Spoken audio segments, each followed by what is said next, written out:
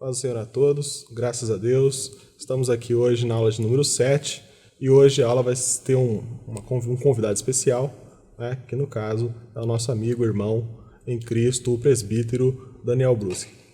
Lembrando que a igreja, hoje continua escrevendo aí Atos dos Apóstolos, nós, portanto, estamos aqui inseridos nesse grupo, né, de personagens bíblicos atuais, né? Então, esse nosso convidado vai estar trazendo aqui hoje o seu testemunho pessoal de vida como sendo um dos heróis da fé do Brasil para Cristo. Amém? Olá, pessoal. Estamos aqui, né, com o nosso presbítero, o Daniel Bruschi. Né? Obrigado, Daniel, por ter aceito o convite. É uma honra poder tê-lo aqui. Lembrando que o nosso tema de hoje continua na sequência, a aula 7, analisando personagens bíblicos e aprendendo com o que eles fizeram. E nós, como igreja, também temos nossas ações, nossa experiência, né, com o Espírito Santo. A gente queria ouvir um pouco você, uma pessoa que está aqui conosco já há muitos anos, você contar um pouquinho da sua história para contribuir no crescimento espiritual da nossa equipe de alunos aqui. Amém? Amém. Também quero saudar os amados irmãos com a gloriosa e santa paz do nosso Senhor e Salvador Jesus Cristo e dizer que me alegro pelo convite. Obrigado. Me sinto muito honrado de estar participando desse estudo, desse quadro, né, num tema tão importante que se fala sobre continuidade do Atos dos Apóstolos, né? E estar podendo participar desse quadro, contando um pouco da minha história, de como eu cheguei até os caminhos do Senhor, me alegra muito. A palavra de Deus diz em Jeremias, no capítulo 1, no verso de número 5, que antes que te formasse no ventre, eu te conheci, e antes que saísse da madre, te santifiquei, e as nações te dei como profeta. O Senhor já tinha traçado um plano, o Senhor já tinha feito, né, um projeto. Depois de um certo tempo, de uma maturidade, de um crescimento, a gente pode entender os planos de Deus na nossa vida. Confesso que tive uma infância muito bem educada, muito bem encaminhada pelos meus tutores. Eu sou filho de um casal de adolescentes. Minha mãe, quando tinha 16 anos, 14 anos, aliás, ela fica grávida do meu pai com 16 anos e tem um filho, meu irmão, Alexandre. E quando ela completa 16 anos, ela tem eu e meu pai 18 anos. Nesse casamento de dois adolescentes, meu pai, quando eu nasci, que eu tinha 6 a 8 meses, meu pai é assassinado com 18 anos. E a partir desse momento, histórias contadas da parte da minha mãe, da familiares da minha mãe, dos familiares do meu pai, cada um contando a sua versão dos fatos, a minha mãe ela vai embora da cidade e eu acabei sendo criado, eu e meu irmão, com meus avós, né? E uma educação fina, sempre me instruindo, sempre me educando, e a gente começa a entender isso depois de uma certa idade. E no decorrer desta criação, a gente sente um sentimento de rebeldia, né? A gente começa com um sentimento de rebeldia e eu acabei ficando um pouco rebelde com isso. Mas nesse período vocês já eram cristãos? Vocês já eram da igreja? Não. Como que foi esse momento? Não, a gente não teve uma educação cristã. Foi secular mesmo. Apesar da nossa adolescência, da nossa infância, minha avó nos instruiu a um caminho a procurar Deus. Ela era cristã. Era um cristã, meio espírita, acreditando em várias coisas, e a gente foi doutrinado aí na missa, primeiros contatos a fazer a primeira comunhão, os primeiros contatos com a fé. A gente teve, mas foi um contato superficial, a gente não tinha muito entendimento das coisas de Deus. E devido a tudo isso, não sei se é por conta desses acontecimentos, a gente teve uma vida... Eu cresci com um sentimento de rebeldia. Eu fui um pouco mais rebelde, né? E por conta dessa rebeldia, várias situações acontecem na nossa vida, né? E eu deixo, obviamente, que a história é de um testemunho não do que você deve fazer, mas do que você não deve fazer. Porque a palavra de Deus nos fala, isso é mandamento. Se você quer viver, honre seu pai e sua mãe para que se prolongue seus dias sobre a terra, não é? E hoje, se eu pegar uma geração de adolescentes que rodearam eu ali, é difícil encontrar alguns e falar, lembra daquela época, você sabe, lembra quando a gente estava junto lá, que eu tenho uma maioria de amigos preso ou morto. Que se rebelaram, né? Que se rebelaram da mesma forma, talvez, ou levaram mais profundo, né? Mas nesse decorrer, com esse sentimento de revolta, o que o jovem acaba acontecendo com a vida do jovem? O jovem sente uma necessidade de se drogar.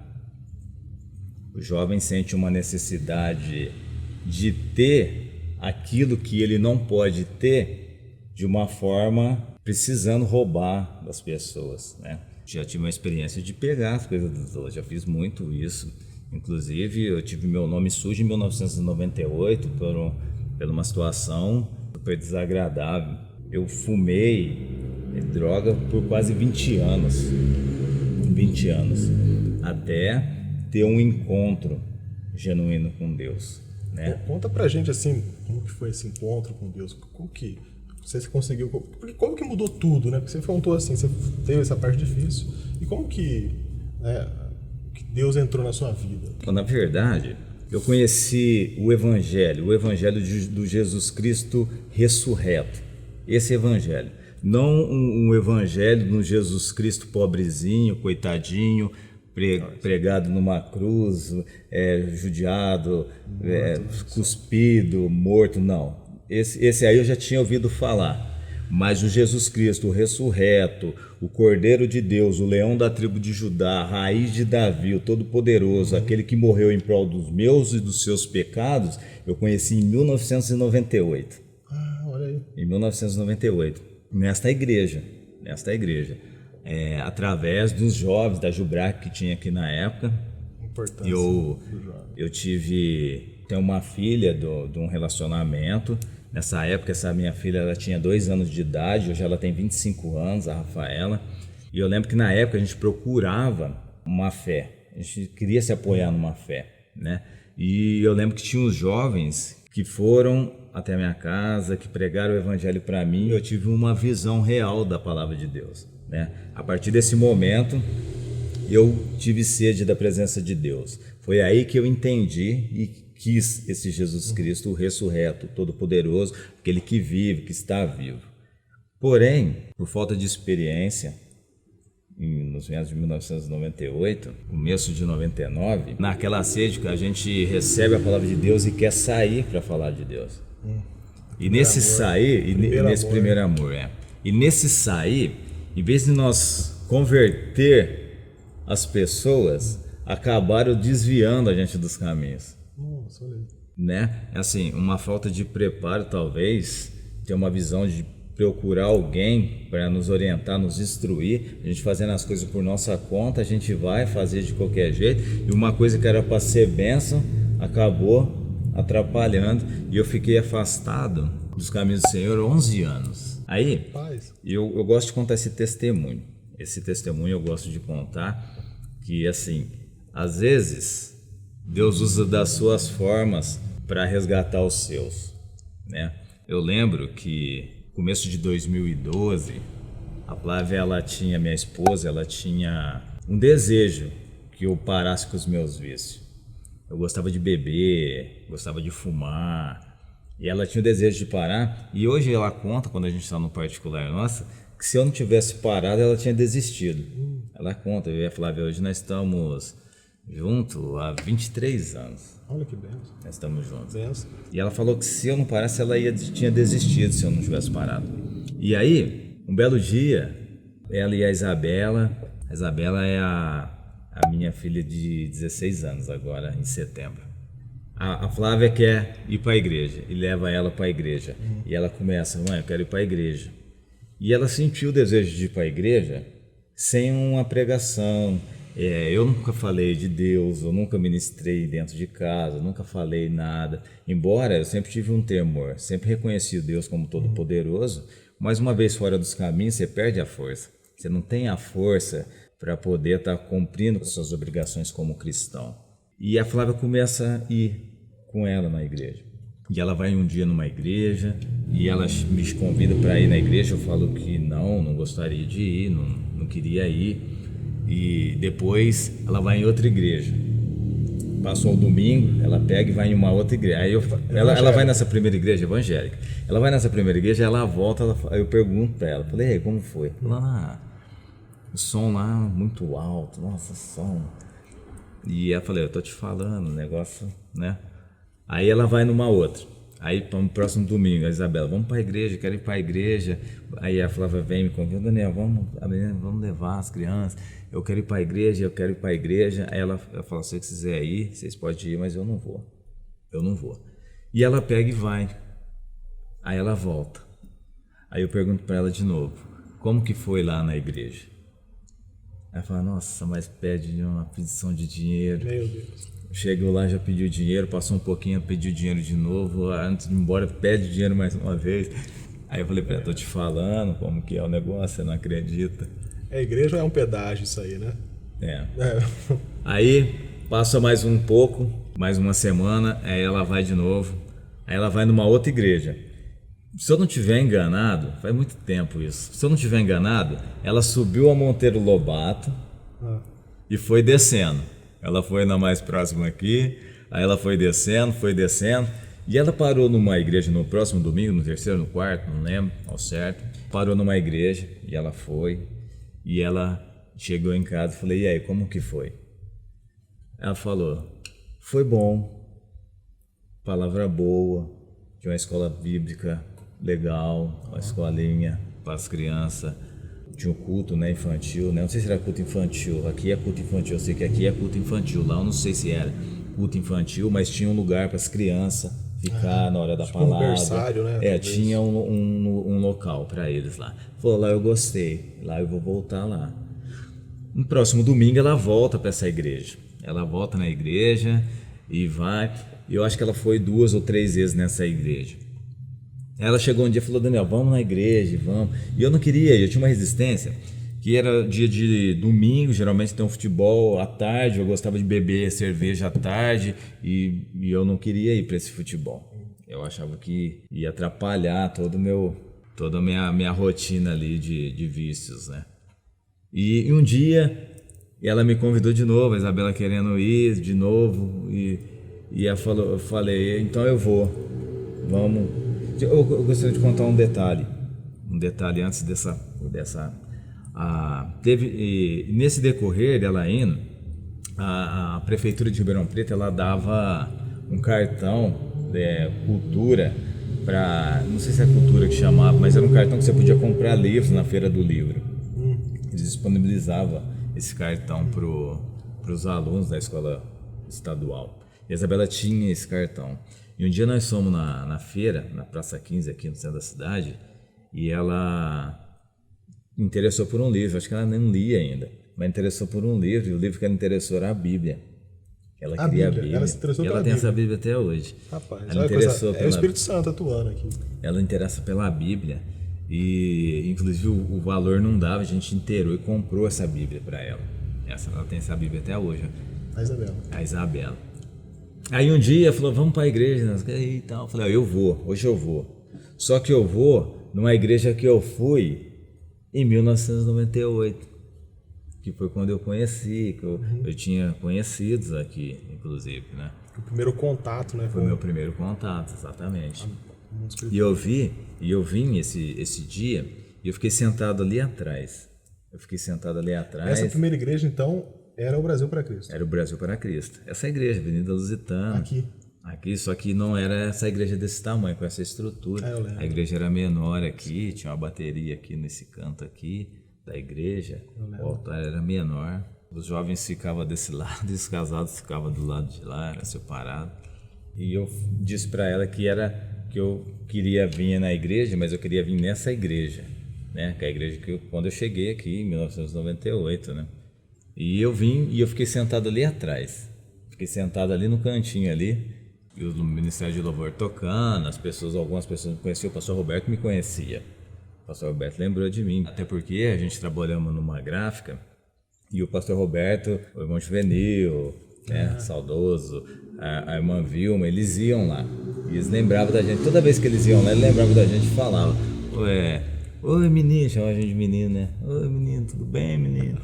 Né? E tinha algumas pessoas aqui que nos conhecia, enfim. E eu fiz isso algumas semanas. Eu vim num domingo, depois eu vim mais um outro domingo, passou, não lembro se pulei algum, eu vim em outro domingo. Aí teve um domingo que eu vim, eu fiquei sentado no mesmo local. As pessoas levantavam, davam glória a Deus, cantavam.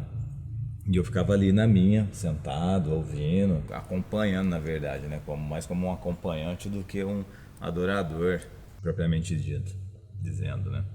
E aí um dia, o pastor estava pregando, se eu não estiver enganado, é João capítulo 10, João capítulo 11, é a ressurreição de Lázaro. A ressurreição de Lázaro. E ele começa a falar dessa ressurreição de Lázaro, e ele prega, não lembro o tema, mas eu lembro a palavra-chave que me chamou, que me despertou. Eu tenho claramente na minha memória. E ele começa a pregar e ele começa a ministrar a palavra. Aí ele fala assim: você sabe por que Jesus chama Lázaro pelo nome? Ele faz essa pergunta, e essa pergunta me chamou a atenção. E de primeiro eu falei, chama Lázaro pelo nome, pensei comigo, né? Porque Lázaro chama Lázaro, é o nome dele. Ele chamou pelo nome porque era o nome da pessoa, né? E ele segura e ele não fala o porquê. E eu fiquei curioso de saber por quê. E no final da mensagem, ele terminando a mensagem, ele fala: Jesus chama Lázaro pelo nome porque se ele tivesse falado morto levanta, não tinha ficado um morto. Nossa, naquele verdade. cemitério, né? Porque Jesus é a ressurreição, é a vida, aquele, né? Jesus Cristo é o Todo-Poderoso, né? Se ele tivesse dado uma ordem naquele cemitério, todos tinham ressuscitado, não tinha ficado um, ele é o Criador, né? E aquilo me despertou de uma tal maneira, irmão, que eu levantei e comecei a olhar. Os jovens que pregaram para mim naquela época era o presbítero Oscar, Olha aí. era o pastor Christian, eram os pastores da igreja, eram os presbíteros da igreja, e eu comecei a ver quanto tempo eu fiquei para trás. Olha só, Atos dos Apóstolos, capítulo 9, que fala da conversão de Paulo, que Paulo ali ele fica cego e depois ele vai orar, ele está orando lá 3 dias lá, orando, e Ananias vai lá, coloca a mão nele e ora por ele, resumindo, tá? E as escamas caem do olho dele e ele começa a enxergar de novo, e a hora que ele começa a enxergar, ele já é outra pessoa, né? Já tem um entendimento do que ele fazia era errado, enfim, e eu tive um sentimento, esse foi o meu sentimento. Essa foi a mudança. Imediato. O Espírito Santo, então, entrou na sua vida naquele momento. E eu não tinha sido batizado ainda. Eu conhecia tudo, e eu não era batizado nas águas. Não tinha o batismo das águas. E eu fui embora, a primeira coisa que eu abandonei foi a bebida. Glória a Deus. Eu bebia e já não bebia mais. Tomava cerveja, eu não era um bebum. Mas eu era o suficiente para encher o saco em casa da família. Dá trabalho, né? Era o suficiente para chatear as pessoas. A gente bebia o suficiente para isso. E daí eu já não bebi mais. Mas eu ainda fumava. E eu continuei assim, fumando. Aí, algumas pessoas falam que a palavra de Deus está escrita que você tem que vir como você está. Se eu estiver errado, depois vocês me corrigem, mas isso não está na Bíblia. A Bíblia não fala para você vir como está. Embora, não explicitamente, mas implicitamente. Porque quando Jesus Cristo chama todos os seus apóstolos, ele não exige uma conversão, ele só faz um chamado. Verdade. Então você vem como está, mas não permanece como estava. E aí, Vamos para o batismo. Depois que eu tive esse entendimento, aí era terça-feira, culto de oração, quinta-feira, culto de departamento, domingo, culto da família. Depois que eu entendi, eu vinha todos os cultos. Aí você vai fazendo mais intimidade, aí culto da Vitória, terça-feira, quinta-feira, culto do departamento, domingo de manhã, escola bíblica dominical, e à noite o culto da família de novo. Aí vamos lá, tudo de novo. Terça-feira. Aí eu já tinha mais uma amizade. Quarta-feira nós já ia nas igrejas, nas congregações, acompanhava o departamento. Quinta-feira, culto novamente. Sexta-feira, reunião de departamento. Aí domingo, culto novamente. E assim foi indo. Primeiro batismo que teve, eu já dei meu nome para batismo. Falei, eu quero batizar. E aí minha esposa falou assim para mim, ela lembra disso, ela vai estar vendo esse vídeo, ela vai saber o que eu tô falando. Aula de número 7. A aula de número 7, e ela vai falar, você vai batizar? Ela se espantou, eu falei, agora eu vou, tomei a decisão. Agora tá feito. E eu dei meu nome, era o presbítero Borges, na época que fazia o discipulado. Poxa, olha aí. E esse discipulado começou e ninguém me falou nada. E eu fiquei. Um dia no culto de domingo eu ouvi e falou, o batismo é domingo. Não era um domingo, era no dia 2 de novembro, num feriado de finados. Meu coração apertou. Aí eu cheguei e falei, mas ninguém me fala, não tô sabendo, o batismo é agora. E eu fiquei meio perdido. Aí o Borges falou, não, dá tempo, pode vir fazer que eu já vou te passar. Aí eu fiz o discipulado e já desci as águas. E fumando ainda eu tava. Meu fumando. Deus. Aí eu liguei pro Wesley, diácono Wesley. Liguei o Wesley. Eu vou batizar sábado e eu tô fumando ainda. Aí ele falou assim, não, nós vamos estar orando, fique em paz, nós vamos estar orando, nós estamos orando. E aí eu vim pro batismo, nesse dia eu não fumei, no dia do batismo, eu não fumei, e eu vim, batizei nas águas, o pastor até deu uma parada aí, porque o pastor lembrou, sabia da minha decisão. Olha, então. Eu vim, batizei nas águas no dia 2 de novembro, e de lá pra cá nunca mais fumei. Glória a Deus. Nunca tive uma recaída, nunca tive um desejo, nunca falei, eu vou pegar aqui, talvez eu faça isso, talvez. E já tive momentos em casa, em momentos de discordância pessoal, enfim, em outras coisas, mas nunca me levou a querer usar alguma coisa, ou beber, ou fazer alguma coisa. Ou seja, e depois foi uma limpeza total nessa parte da... Nunca mais, ó, e detalhe, depois que eu tomei essa decisão, aí eu mudei o perfil, eu não vinha mais só nos cultos, aí eu vinha de segunda-feira no IBBC, no Instituto Bíblico Brasil para Cristo, curso de teologia, eu vinha na terça-feira na reunião de oração, no culto de oração, cooperava nas quartas-feiras nas congregações, na quinta-feira tinha culto de novo, na sexta-feira tinha reunião de departamento, sábado de manhã tinha oração dos empresários, domingo de manhã escola bíblica e à noite culto da família. Eu continuei nessa toada 3 anos seguidos, me formei no BBC com 3 anos de batismo. Eu me formei no Instituto Bíblico Brasil para Cristo, tenho meu diploma lá.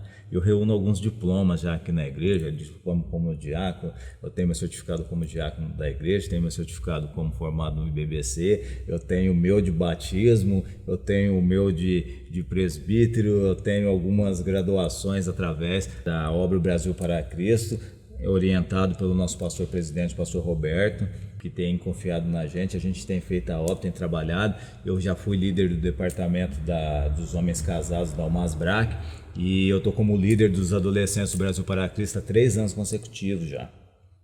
E Deus tem abençoado minha vida de uma maneira toda especial. Posso dizer então que a sua conversão ela foi a santidade, a santificação, né? Ela tem esse caráter gradativo. Né? Que a gente vê, por exemplo, processo. A Bíblia cita 2 exemplos, né? Por exemplo, Pedro e Paulo. Paulo foi aquele negócio imediato, ele se converte ali na hora, ele deixa de fazer todos os erros que ele cometia, no caso perseguir a igreja, E Pedro não, Pedro ele vai cometendo alguns erros ainda, tal. Jesus vai puxando a orelha dele de vez em quando, a gente vê vários relatos, né? Então esses dois exemplos, assim, o seu também parece que Assim. tem esse caráter aí de crescimento. Né?